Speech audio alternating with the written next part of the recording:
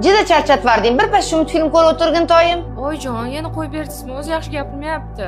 Biz ham multfilm ko'rib katta bo'lganmizda, saqov bo'lib qolmadiku. Aytib olimlaringiz bo'lmagan gapi.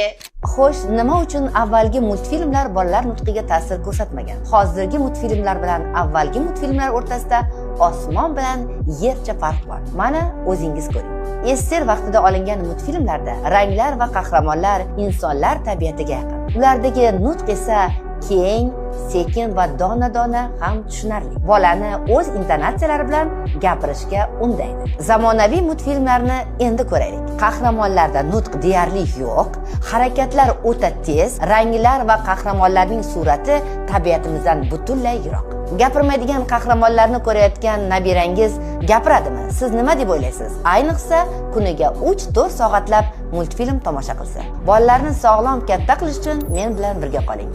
Ushbu videoni esa barcha yaqinlaringizga yuborib qo'ying.